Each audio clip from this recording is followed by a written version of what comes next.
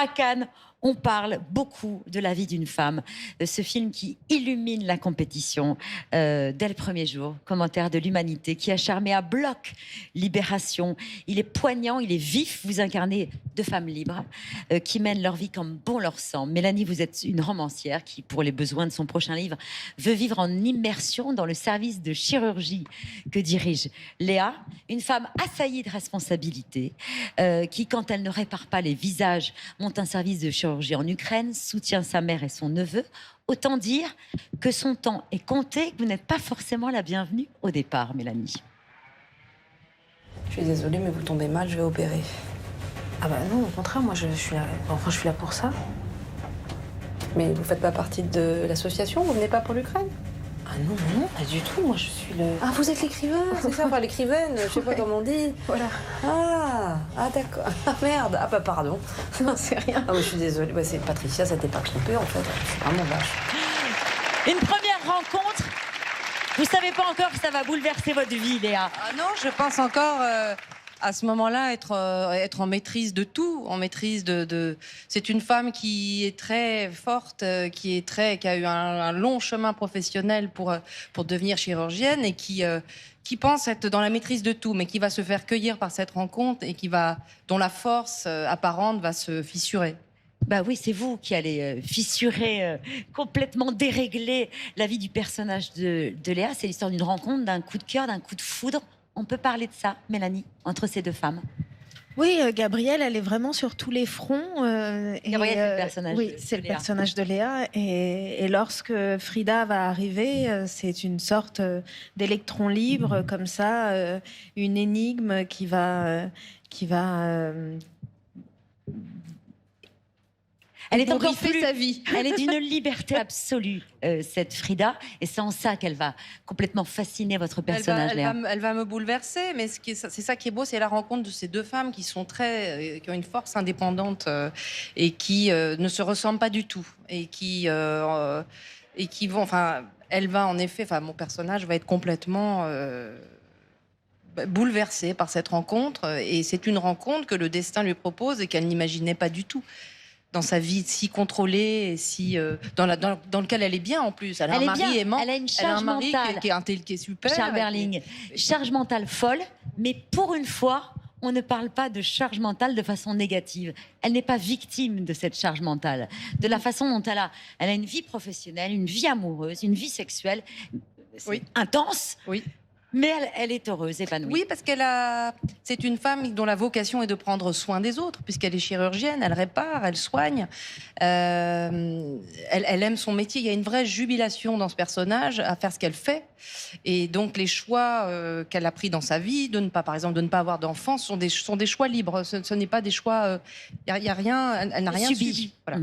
Mais par contre, l'amour est quelque chose que personne ne maîtrise complètement. Donc ce sentiment-là, qui est vertigineux et très fort, va l'envahir complètement et la déstabiliser. Mais pour revenir à l'autre partie de votre vie, docteur, madame la chirurgienne, vous avez plusieurs scènes très techniques au bloc. C'est pas la première fois que vous aviez été infirmière, je crois, dans l'intérêt d'Adam. Oui, mais vous venez d'une famille de médecins, donc tout ça ne vous est pas trop étranger. Vous avez demandé des conseils à votre papa? Oui, je demande toujours un petit peu des conseils quand même, mais c'est vrai que je dois avoir une petite obsession inconsciente sur le sujet quand même. C'est vrai qu'il y a quelque chose qui me relie aussi au métier de mon père ou au métier de mon grand-père, qui était médecin de campagne, mais c'est aussi l'envie de raconter aussi une femme de cet âge-là et dans l'expression de ses désirs et de montrer la sensualité de cette femme qui était un défi que j'avais vraiment envie de relever. Pardon. Ce qui est réjouissant, c'est que c'est la première fois que vous êtes réunies toutes les deux à l'écran. Oui, ça c'est formidable. Ça, moi j'adore. Je suis hyper heureuse d'avoir partagé cette aventure. Mélanie vous le rend bien. Je trouve que vous êtes la plus formidable des partenaires. Comme ça, il n'y a pas mieux. En gros, Mélanie, c'est ce que vous pensez. Vous n'en voulez pas à Léa de vous avoir volé le César de la meilleure actrice il y a 3 mois? Sans rancune, Mélanie? Et vous avez noté qu'à sa dernière cérémonie des Césars, d'ailleurs, toutes les nommées pour cette récompense avaient plus de 40 ans. Et ça, c'est aussi un motif de satisfaction et de réjouissance, Mélanie. Oui, c'est vrai que nous étions toutes de plus de 40 ans, avec de très beaux rôles et qu'il en existe de plus en plus des rôles pour des femmes de notre âge et plus âgées. Et il y a toujours plein de choses à raconter et on a besoin que ça existe et que ce soit identifié dans des films. Un mot à toutes les deux sur vos premières fois à Cannes. Léa, c'était en 1995. Vous aviez reçu d'ailleurs un prix au Talent Canadami avec Cédric Clapiche. Vous avez plusieurs fois tourné dans des films de Cédric Clapiche, notamment dans Peut-être. Et vous faisiez face à Jean-Paul Belmondo. Oui. Alors ça... Ah, oh là. Bon. Monsieur, je crois pas que vous avez été invité. Arthur, tu le connais? Non? Ah oui? Tu vas apprendre à me connaître. Je vais exister, c'est tout. Après, je rentre chez moi. Et oui, et ben non, vous allez rentrer tout de suite. Allez hop! Bon, ça va maintenant, hein. Il fait beau, c'est l'heure de midi, on picole, on dit des conneries, c'est pas grave. Si, c'est grave! Et toi aussi, tu te casses avec ce monsieur, vous me faites chier! Pour une fois que j'organise un réveillon de l'an 2000! Vous envoyez balader Belmondo. Vous vous rendez compte? La classe. Qui aurait imaginé ça? Est-ce que j'aurais imaginé ça quand j'étais petite, qu'un jour je serais face à Jean-Paul Belmondo? Ça, c'est la joie de ce métier quand même. Extraordinaire. Mais j'étais impressionnée. Hein. Jean-Paul Belmondo qui a reçu à Cannes une palme d'or d'honneur. Et vous l'avez reçu d'ailleurs à cette occasion, Michel. 2-3 souvenirs en commun avec Jean-Paul Belmondo?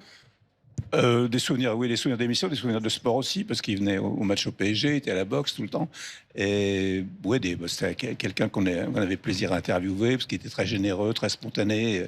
Il était dans la vie comme souvent dans les rôles. La vie d'une femme, c'est signé Charline Bourgeois-Taquet. Ça sort le 9 septembre 2026.